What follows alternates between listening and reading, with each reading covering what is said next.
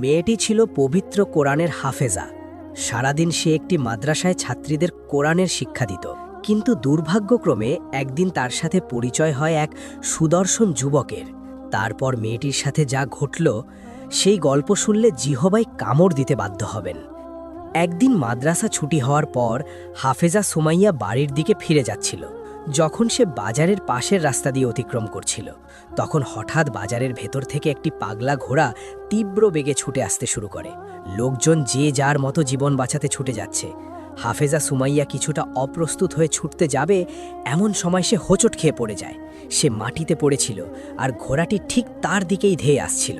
হঠাৎ একজন সুদর্শন যুবক বিদ্যুতের বেগে এসে সুমাইয়াকে এক টানে সরিয়ে নিয়ে রাস্তার পাশের নিরাপদ জায়গায় নিয়ে গেল। ফলে ঘোড়াটি ধুলো উড়িয়ে পাশ কাটিয়ে চলে গেল আর সুমাইয়া তখন আতঙ্কে কাঁপছিল। যুবকটি তখন বিনয়ের সাথে বলল, ক্ষমা করবেন, আপনাকে স্পর্শ করতে আমি বাধ্য হয়েছি। আপনি আঘাত পাননি তো? হাফেজা সুমাইয়া তখন কোনো কথা না বলে শুধু মাথা নেড়ে বুঝাল সে ঠিক আছে। তারপর সে দ্রুত পায়ে সেখান থেকে প্রস্থান করল। কিন্তু ওই একটি ঘটনাই যেন সব কিছুর শুরু। পরদিন থেকে যুবকটিকে প্রায়ই মাদ্রাসার রাস্তায় দেখা যেতে লাগলো। তবে সে কখনো সুমাইয়ার দিকে সরাসরি তাকাতো না, কোনো অশালীন আচরণ করত না। শুধু দূর থেকে খেয়াল রাখত হাফেজা সুমাইয়া নিরাপদে বাড়ি পৌঁছাচ্ছে কিনা। সুমাইয়াও বিষয়টি বুঝতে পারত এবং তার মনের কোণে এই অচেনা যুবকের প্রতি ভালো লাগা শুরু করে। এভাবে প্রায় 1 মাস কেটে গেল। একদিন গ্রামের এক বয়স্ক মহিলা সুমাইয়াদের বাড়িতে এলো। সে সুমাইয়ার চাচার কাছে একটি বিয়ের প্রস্তাব নিয়ে এসেছে। মহিলাটি বলল, আপনার ভাতিজি হাফেজা সুমাইয়ার জন্য বিয়ের প্রস্তাব পাঠিয়েছে আদিল নামের এক যুবক। সে বিন্দেশি ব্যবসায়ী, শহরে তার রেশমের ব্যবসা আছে। সে এতিম, পরিবারে কেউ নেই, কিন্তু প্রচুর সম্পদের মালিক। তার একটাই শর্ত, সে এমন একজন দিনদার এবং পরহেজগার স্ত্রী চায় যে তার ঘরকে জান্নাতের মতো পবিত্র করে তুলবে। এই প্রস্তাব শুনে সুমাইয়ার চাচা বললেন, আমার ভাতিজি এতিম মানুষ। সে যেহেতু একজন কোরআনের হাফেজা, তাই তার মতো কোনো হাফেজ বা আলেমের সাথেই তার বিয়ে দিতে চাই। সুতরাং আপনার প্রস্তাবটি আমি রাখতে পারলাম না। এই কথা শুনে মহিলাটি সেখান থেকে চলে গেল। কিন্তু সেই যুবকটি একদিন নিজেই সুমাইয়ার চাচার সাথে মসজিদে দেখা করল। তার মুখে দাড়ি, মাথায় টুপি আর পরনে শুভ্র পোশাক। তার নম্র কথা আর দিনের প্রতি অগাধ জ্ঞান দেখে চাচা মুগ্ধ হয়ে যান। তাই তিনি বাড়িতে এসে সুমাইয়াকে বললেন, ছেলেটি আলেম বা হাফেজ না হলেও হীরার টুকরো। তার সাথে বিয়ে হলে আশা করি মন্দ হবে না। কিন্তু এদিকে গ্রামের জমিদার সুমাইয়ার বিয়ের ব্যাপারে জানতে পেরে খুব রাগান্বিত হয়, কারণ সুমাইয়ার ওপর তার কুদৃষ্টি ছিল বহু আগ থেকেই। তাই জমিদার তার লোকদেরকে পাঠিয়ে দিল সুমাইয়ার বাড়িতে। তারা এসে সুমাইয়ার চাচাকে হুমকি দিল, যদি ভালো চাও তাহলে সুমাইয়াকে জমিদারের হাতে তুলে দাও, অন্যথায় পুরো ঘর বাড়ি জ্বালিয়ে দেওয়া হবে। তাদের হুমকি পেয়ে সুমাইয়ার চাচা দুশ্চিন্তায় পড়ে গেলেন। অবশেষে তিনি সুমাইয়াকে বললেন, মা, আমাদের আর কোনো উপায় নেই, জমিদারের সাথে লড়াই করার শক্তি আমাদের নেই। এই কথা শুনে হাফেজা সুমাইয়া চরম হতাশায় ভেঙে পড়ে। অতঃপর ঠিক সেই রাতেই সুমাইয়া তার ঘরের জানালার পাশে একটি চিরকুট দেখতে পায়। চিরকুটে লেখা ছিল, আমি আদিল, আমি জানি তুমিও আমাকে অনেক পছন্দ করো। জমিদারের লোকেরা কাল সকালে তোমাদের বাড়ি ঘেরাও করবে। আমি আজ রাতে নদীর ঘাটে নৌকা নিয়ে অপেক্ষা করছি। তুমি যদি আমাকে ভালোবাসো আর আমার ওপর ভরসা করো তাহলে চলে এসো। আমরা শহরে গিয়ে রাতেই নিকাহ সম্পন্ন করব। আমি তোমাকে জমিদারের হাত থেকে বাঁচাবো। এই চিরকুট পেয়ে সুমাইয়া চরম দ্বিধায় পড়ে যায়।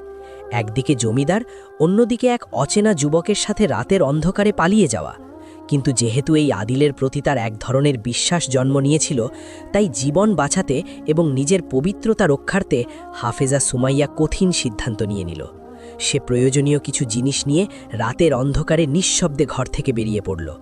চলতে চলতে নদীর ঘাটে গিয়ে দেখে সত্যিই একটি নৌকা বাঁধা, আর আদিল সেখানে দাঁড়িয়ে আছে।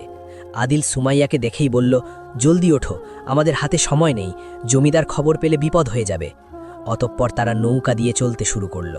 হাফেজা সুমাইয়া নৌকার এক কোণে বসে কোরআন তেলাওয়াত করছিল আর আদিল কিছুটা দূরে বসেছিল। অতঃপর ভোরবেলায় তারা এক অচেনা শহরে এসে পৌঁছালো। সেখানে বড় বড় দালান আর বিশাল গলি। তখন আদিল একটি ঘোড়ার গাড়ি ভাড়া করল। গাড়িটি তাদেরকে নিয়ে শহরের অলিগলি পেরিয়ে এক ঘিঞ্জি এবং অন্ধকার এলাকার দিকে প্রবেশ করতে থাকে। এটা দেখে সুমাইয়া কিছুটা ঘাবড়ে যায়। তাই সে বলল, আমরা কোথায় যাচ্ছি? এখানে তো কোনো কাজী অফিস বা মসজিদ দেখছি না। তখন আদিল শান্ত গলায় বলল, আমার এক খালার বাড়ি যাচ্ছি, তিনি সব ব্যবস্থা করে রেখেছেন, সেখানেই আমাদের নিকাহ হবে। অতঃপর গাড়িটি একটি পুরনো দোতলা বাড়ির সামনে এসে থামল। বাড়ির দরজাগুলো অদ্ভুত রঙের, আর চারপাশের পরিবেশ বেশ থমথমে। সুমাইয়ার বুক ধরফর করছে, যেন তার ভেতরের ষষ্ঠ ইন্দ্রিয় জানা দিচ্ছে কিছু একটা ভয়াবহ ভুল হচ্ছে। অতঃপর তারা বাড়ির ভেতরে প্রবেশ করল। সেখানে একটি অন্ধকার ঘরে আদিল সুমাইয়াকে বসতে দিল। তারপর আদিল বলল, তুমি এখানেই বসো, আমি খালাকে ডেকে আনছি। এটা বলে আদিল সেখান থেকে বেরিয়ে যায়। কিছুক্ষণ পর দরজা খুলে ভেতরে প্রবেশ করে ভারী মেকআপ আর জমকলা পোশাক পরা এক মধ্যবয়স্ক নারী। তার পিছনে পিছনে আদিলও ঘরে প্রবেশ করল, কিন্তু সেই নারীটি সুমাইয়ার দিকে তীক্ষ্ণ দৃষ্টিতে তাকিয়ে গভীরভাবে দেখল। তারপর আদিলকে বলল, বাহ, মাল তো ব্যাস তর তাজা, যা বলেছিস তার চেয়েও সুন্দর। এই নে তোর টাকা, একেবারে গুনে নে। এই বলে নারীটি একটি টাকার থলি আদিলের দিকে ছুঁড়ে দেয়। কিন্তু এই দৃশ্য দেখে সুমাইয়া পাথরের মতো জমে যায়। সে কাপা কণ্ঠে বলল, এসব কি হচ্ছে? আদিল, তুমি এই নারীকে, আর টাকা কিসের? তখন আদিল সুমাইয়াকে বলল, আদিল? আমার নাম আদিল নয়, আর আমি মুসলিমও নই। তুমি যে ধর্মের দোহাই দিয়ে নিজেকে আড়ালে রাখতে, আমি সেই ধর্মেরই কেউ নই। আমার আসল পরিচয় অন্য। আর ওই যে দাড়ি, টুপি, মসজিদে যাওয়া, সবই ছিল তোমাকে এই খাঁচায় বন্দি করার টোপ। এই কথা শুনে হাফেজা সুমাইয়া হতবাক হয়ে গেল এবং কান্না করে বলল, তুমি তুমি আমার সাথে প্রতারণা করেছ? তুমি কিভাবে আমাকে বিক্রি করে দিলে? যুবকটি তখন বলল, প্রতারণা নয়, একে বলে ব্যবসা। শহরের সবচেয়ে বড় প্রতিতালয় এটি, আর ইনি হলেন এখানকার মালকিন। আজ থেকে এটাই তোমার ঘর, এটাই তোমার জীবন। তোমার ওই পর্দা আর কোরআন এখন এই অন্ধকূপেই পড়ে থাকবে। হাফেজা সুমাইয়া তখন চিৎকার করে বলল, না, তুমি এই কাজ করতে পারো না, আল্লাহ তোমার বিচার করবেন। সুমাইয়া দৌড়ে দরজার দিকে যাওয়ার চেষ্টা করে, কিন্তু মালকিনের ইশারায় দুজন বলিষ্ঠ প্রহরী ঘরে ঢুকে সুমাইয়াকে শক্ত করে চেপে ধরে। অতঃপর যুবকটি টাকার থলি হাতে নিয়ে সেই ঘর থেকে বেরিয়ে যায়। সামান্য টাকার জন্যে সে মেয়েটিকে এই নরকে রেখে গেল। তারপর থেকে হাফেজা সুমাইয়ার ঠিকানা এই নরকেই, যেখান থেকে মুক্তির কোনো পথ নেই। কিন্তু সুমাইয়া প্রথমে কান্না করলেও তা বেশিক্ষণ স্থায়ী হল না। সে ধীরে ধীরে মাথা তুলে দাঁড়ালো। তার চোখের পানি শুকিয়ে সেখানে এক অদ্ভুত আগুনের ঝলকানি দেখা গেল। যেই মেয়ে আল্লাহর ওপর ভরসা করে সব ছেড়ে এসেছিল, সে এত সহজে হার মানবে না। তাকে এই নরক থেকে বের হতেই হবে, যেভাবেই হোক। কিছুক্ষণ পর সর্দারনি হাতে একটি থালা নিয়ে ঘরে প্রবেশ করল। সেই থালায় কিছু খাবার আর একজোড়া অশ্বালীন জমকালো রেশমি পোশাক। থালাটি রেখে সুমাইয়াকে বলল, নে, খেয়ে নে, আর নিজের ওই বস্তার মতো পোশাকটা খুলে এই রাজকীয় পোশাকটা পরে নে। আজ রাতেই তোর প্রথম মেহমান আসছে, শহরের সবচেয়ে বড় রেশম ব্যবসায়ী জহিরুদ্দিন। তোর এই তথাকথিত পবিত্রতার জন্য সে 1000 স্বর্ণমুদ্রা বেশি দিয়েছে। আজকের জন্য তুই তার। কিন্তু হাফেজা সুমাইয়া থালার দিকে ফিরেও তাকালো না। তার চোখ মেঝেতে নিবদ্ধ, ঠোঁট দুটো নীরবে নড়ছে।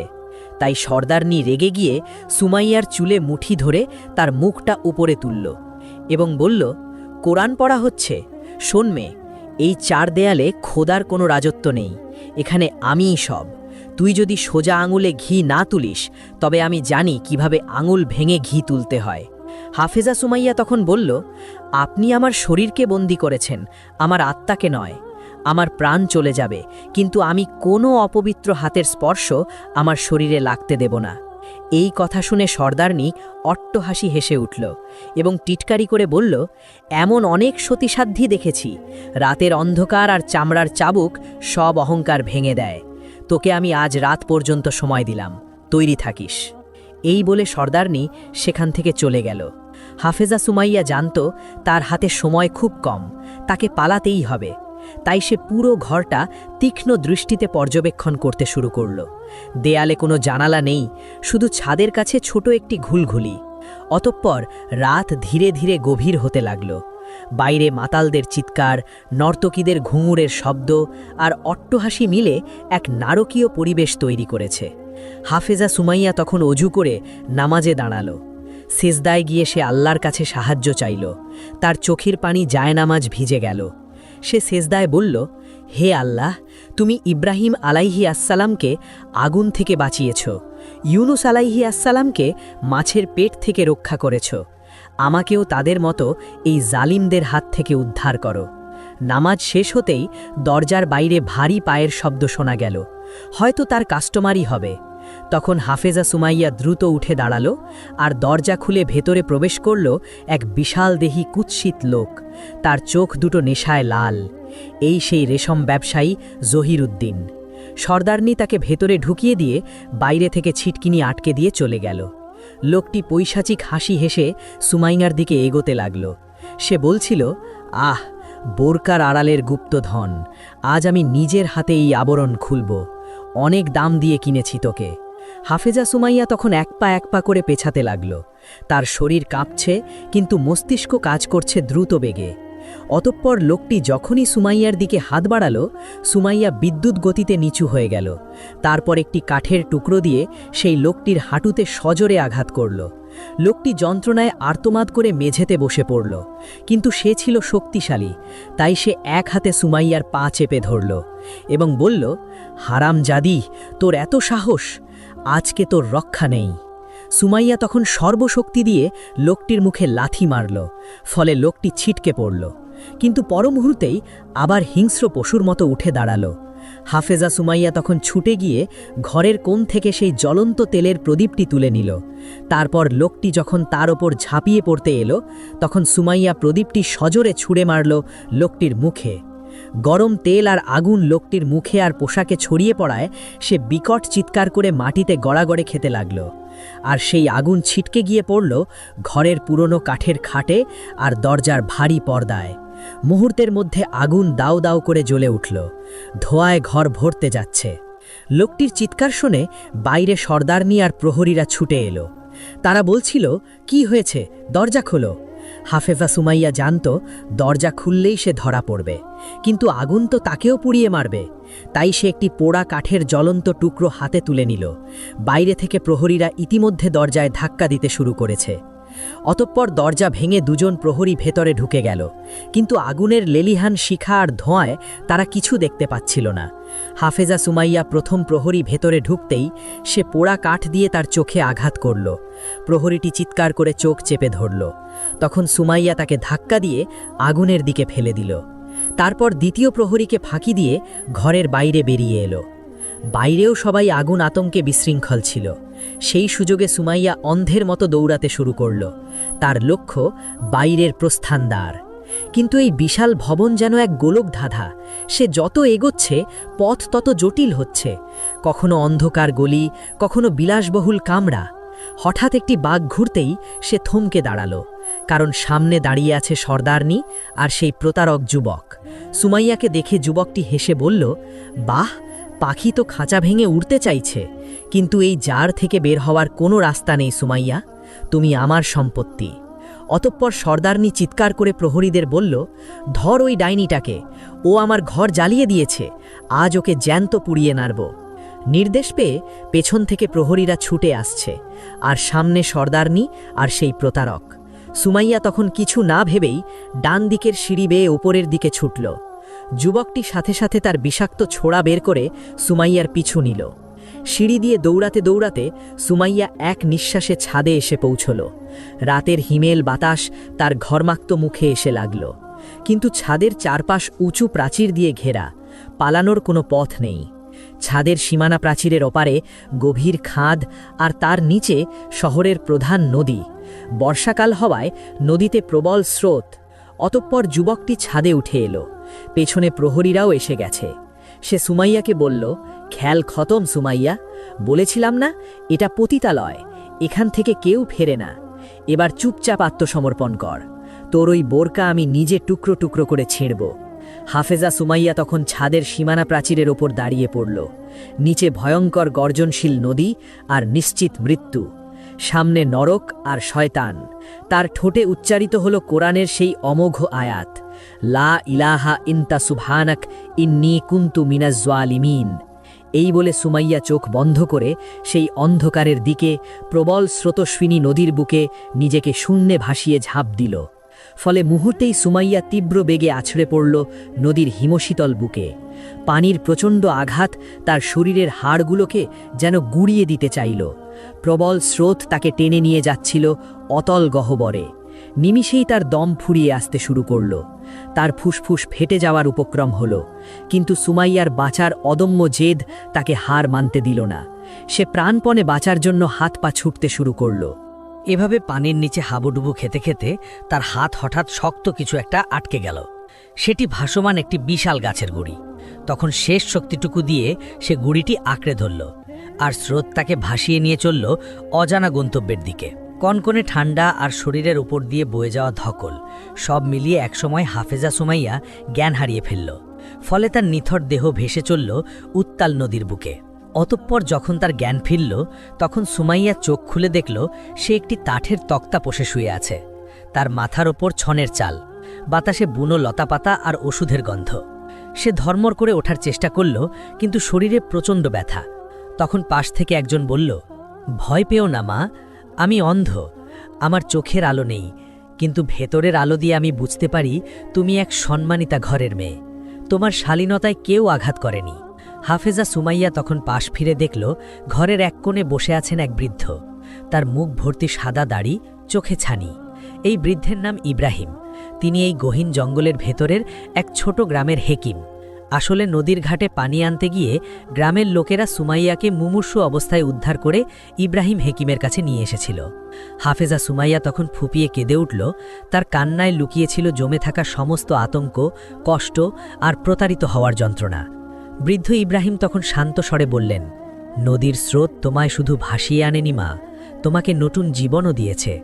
যে আল্লাহ তোমাকে ওই নরক থেকে বের করে এনেছেন, তিনি নিশ্চয়ই তোমার জন্য বড় কোনো ফয়সালা রেখেছেন। কাঁদলে চলবে না মা। হাফেজা সুমাইয়া তখন তার সাথে ঘটে যাওয়া প্রতিটি রোমহর্ষক ঘটনার কথা হেকিমকে জানালো। কিভাবে সেই ভিনদেশী প্রতারক ধর্মের লেবাস ধরে তাকে ঠকিয়েছে এবং পতিতালয় বিক্রি করেছে। সব শুনে বৃদ্ধ ইব্রাহিম তার লাঠিটা উঁচিয়ে বললেন, ওই পতিতালয়ের মালকিন আর ওই প্রতারকের দল শুধু তোমার জীবন নষ্ট করেনি মা। আজ থেকে 5 বছর আগে আমার একমাত্র মেয়ে ফাতেমাকেও ওরা এভাবেই বাজার থেকে তুলে নিয়েছিল। আমি বাধা দিতে গেলে ওরা আমার চোখ দুটো নষ্ট করে দেয়। আমার ফাতেমা আর কখনো ফিরে আসেনি। আমি জানি ওই নরকের ঠিকানা, কিন্তু এক অন্ধ বৃদ্ধের তো কিছুই করার ছিল না। এটা শুনে সুমাইয়ার চোখের পানি শুকিয়ে গেল। সেখানে জায়গা নিল এক ধিকি ধিকি জ্বলতে থাকা আগুন। সে হুঙ্কার দিয়ে বলল, কান্না দিয়ে জালিমের বিচার হয় না চাচা। আল্লাহ আমাকে বাঁচিয়েছেন প্রতিশোধ নেয়ার জন্য। আমাকে সাহায্য করুন, আমি ওই শয়তানদের দুনিয়া থেকে মুছে ফেলব। আর কোনো মেয়ের জীবন ওরা নষ্ট করতে পারবে না। মেয়েটির কথা শুনে বৃদ্ধ ইব্রাহিম চমকে উঠলেন।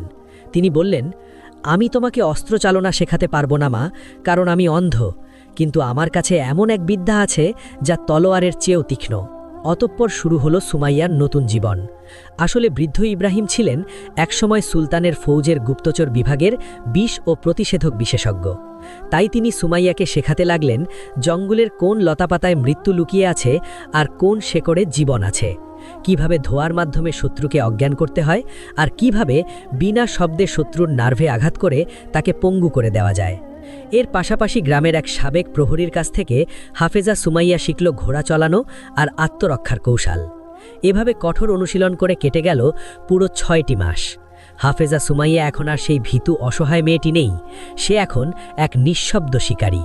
একদিন বৃদ্ধ ইব্রাহিমের কাছে একজন লোক দৌড়ে আসলো এবং খবর দিল সেই ভিনদেশী প্রতারক আবার এই জঙ্গলের পথ ধরে শহরের দিকে যাচ্ছে। তার সাথে পাহারাদার আর একটি ঘোড়ার গাড়ি।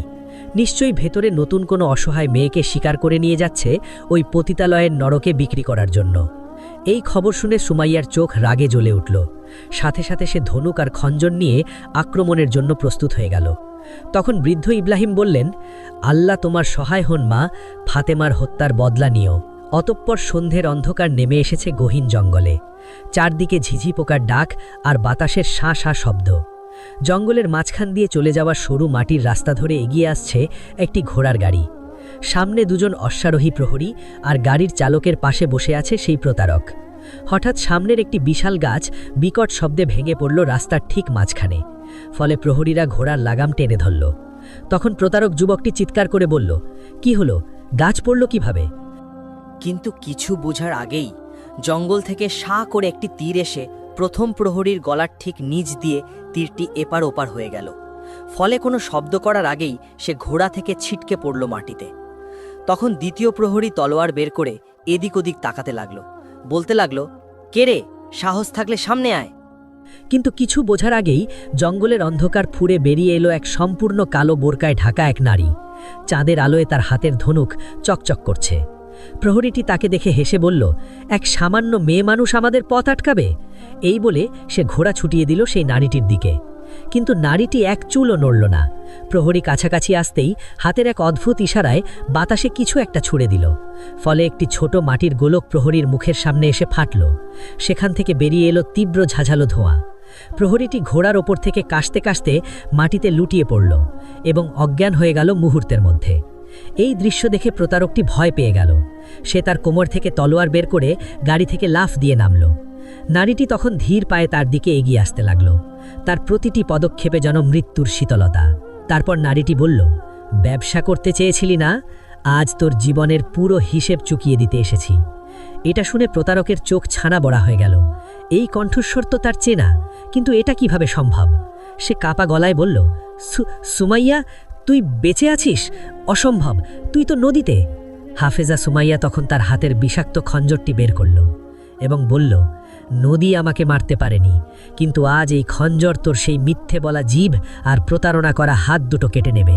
তোর খেলা শেষ। প্রতারকটি তখন মরিয়া হয়ে তলোয়ার নিয়ে সুমাইয়ার ওপর ঝাঁপিয়ে পড়ল।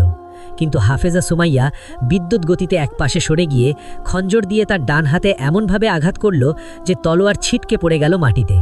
ফলে প্রতারকটি যন্ত্রণায় চিৎকার করে হাঁটু গেড়ে বসল। হাফেজা সুমাইয়া তখন তার সামনে এসে দাঁড়ালো, তার চোখে জ্বলন্ত ক্রোধ। অতঃপর সে খঞ্জরের ডগা প্রতারকের গলার শিরায় চেপে ধরল এবং বলল, বল, গাড়ির ভেতরে কে আছে? আর ওই সর্দানির নতুন ঠিকানা কি? 1 সেকেন্ড দেরি করলে তোর মাথা ধর থেকে আলাদা হয়ে যাবে। প্রিয় বন্ধুগণ, গল্পটি আজকের মতো এই পর্যন্তই। দ্বিতীয় পর্ব দেখতে চাইলে ভিডিওতে একটি লাইক দিয়ে কমেন্ট বক্সে জানিয়ে দিন। ভালো থাকবেন। আল্লাহ হাফেজ।